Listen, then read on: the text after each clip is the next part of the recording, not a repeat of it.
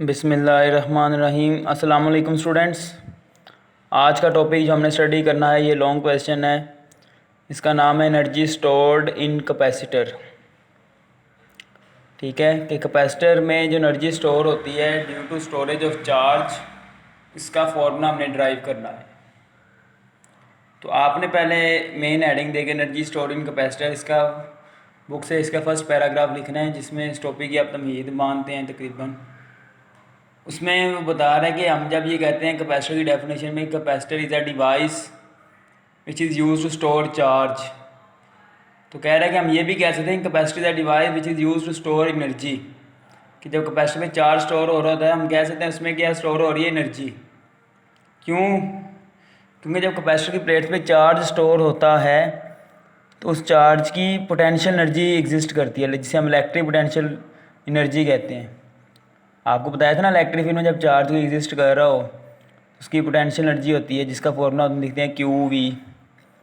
ठीक है, तो यहाँ पे जब चार्ज स्टोर हो रहा है on the plates of capacitor तो दे पोसेस इलेक्ट्रिक पोटेंशियल एनर्जी।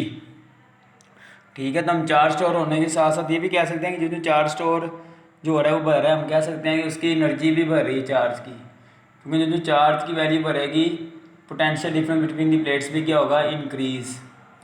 और ये चार्ज की पोटेंशियल एनर्जी जो है ये कहाँ से आती है? ये आती है due to work done by the battery to deposit charge on the plates. ठीक है, तो आपने जो फर्स्ट पैराग्राफ है उसमें यही बताया हुआ इसमें कि हम ये कह सकते हैं capacitor device that is use to store energy because जो कैपेसिटर की प्लेट पे चार्ज एग्जिस्ट करता है दे पोसेस पोटेंशियल एनर्जी। ठीक है, due to potential difference between the plates, जो कैपेसिटर प्लेट पे चार्ज स्टोर होता है वो क्या पोसेस करता है, पोटेंशियल एनर्जी। और ये पोटेंशियल एनर्जी कहाँ से आती है? Due to work done by the battery to deposit charge on the plates of capacitor. ठीक है, तो आपने मेन हेडिंग देके फर्स्ट पैराग्राफ पहले लिखना है जिसमें उसने टॉपिक का पूरा कंक्लूजन डिस्कस किया, यानी मेन थीम बताया कि कैपेसिटर पे एनर्जी स्टोर होती है तो क्यों होती है। फिर आपने डेरिवेशन हेडिंग देनी है। ठीक है, डेरिवेशन हेडिंग दे के आपने ये डायग्राम बना के डेरिवेशन का आगाज़ करना है।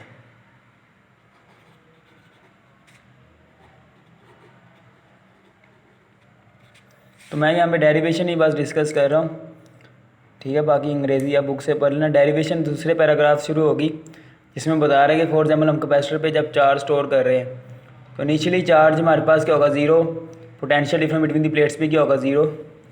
और अगर हम जब चार्ज स्टोर करते हैं on the plate of capacitor Q तो पोटेंशियल हमारे पास चेंज हो जाएगा, ज़ीरो नहीं रहेगा बल्कि V हो जाएगा। तो यहाँ पे जो एनर्जी स्टोर हम फाइंड आउट करेंगे जो बेसिकली बराबर है work by battery in depositing charge, उसको हम Q लिखेंगे। Q का फॉर्मूला हम क्या लिखेंगे, वर्क बाय बैटरी का एनर्जी स्टोर का फॉर्मूला हम लिखेंगे Q into V average. V average हमने क्यों लिखा है? क्योंकि यहाँ पे पोटेंशियल डिफरेंस कांस्टेंट नहीं है ना, वो चेंज हो रहा है ज़ीरो से लेके V तक।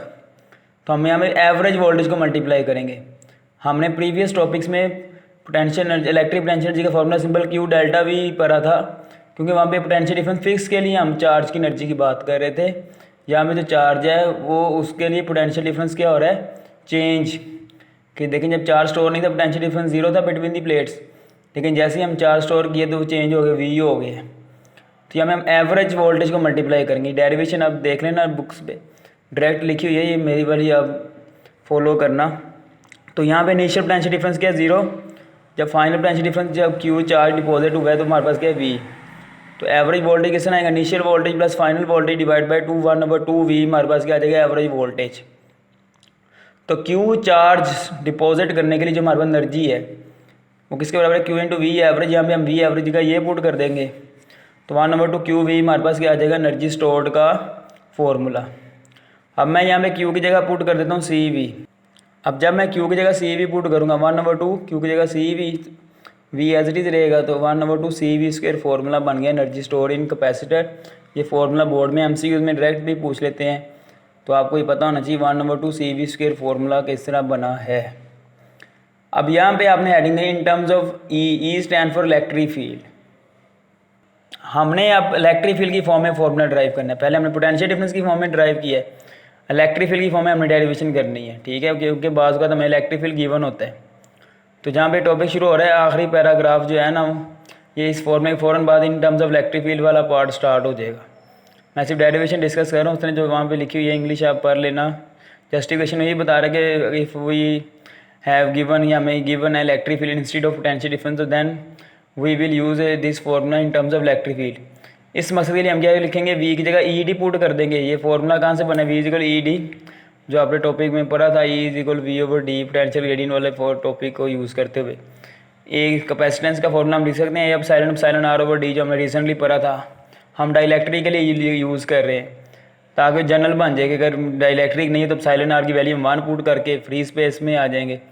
तो अब ये वैल्यू अब इस फॉर्मूले में पुट कर दो, सी की जगह ये आ जाएगा, वी की जगह ये, लेकिन इसका स्क्वायर भी करना है हमने, तो ई स्क्वायर डी इधर स्क्वायर से कट जाएगा, तो 1/2 A epsilon R E square D. A को मैं इधर डी के साथ मल्टीप्लाई कर सकता हूँ, बात एक ही है। अब ए क्या है, area of the plate, D separation, तो इसको हम एरिया इंटू सेपरेशन को क्या कह सकते हैं, वॉल्यूम।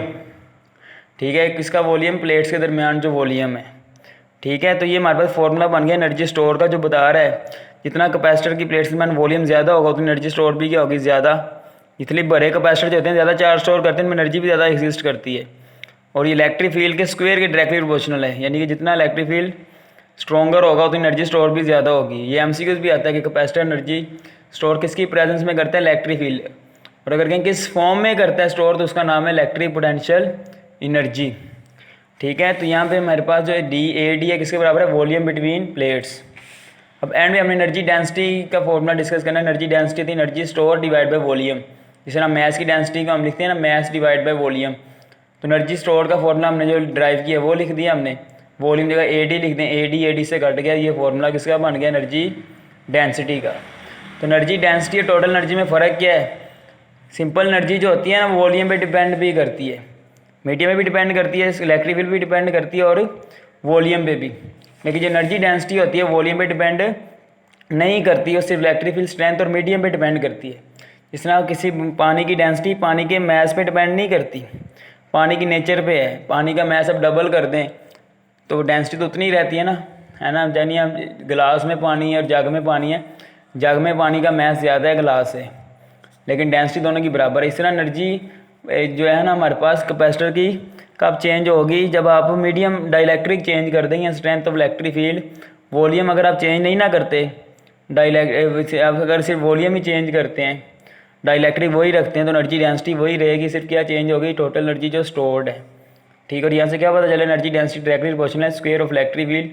ये भी एमसीक्यूज़ की फॉर्म में आ सकते हैं, आप एंड पे डिफाइन कर देना, बुक पे नहीं है कि एनर्जी डेंसिटी क्या होती है। Energy density is defined as is equal to energy stored per unit volume.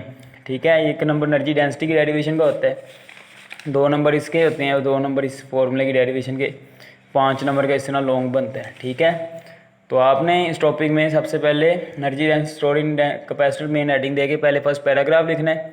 इसमें इस टॉपिक को आपने तमहीद मान दी है, जिसमें बता देना आपने कि कैपेसिटर पे जब एनर्जी चार्ज स्टोर होता है तो हम कह सकते हैं उसमें एनर्जी स्टोर हो रही है, क्योंकि कैपेसिटर पे स्टोर होने वाले चार्ज क्या प्रोसेस करते हैं, एनर्जी जो बेसिकली इलेक्ट्रिक पोटेंशियल एनर्जी होती है, which comes from the work done by the battery to deposit charge. ठीक है, जो चार्ज बढ़ता जाएगा वर्क डन बाय बैटरी भी बढ़ता जाएगा।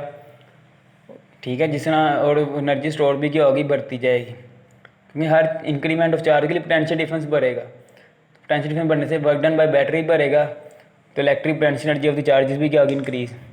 फिर डेरिवेशन आपने दूसरे पैराग्राफ लिखने के बाद फिर ये मेरे वाली डेरिवेशन सारी लिख देनी है।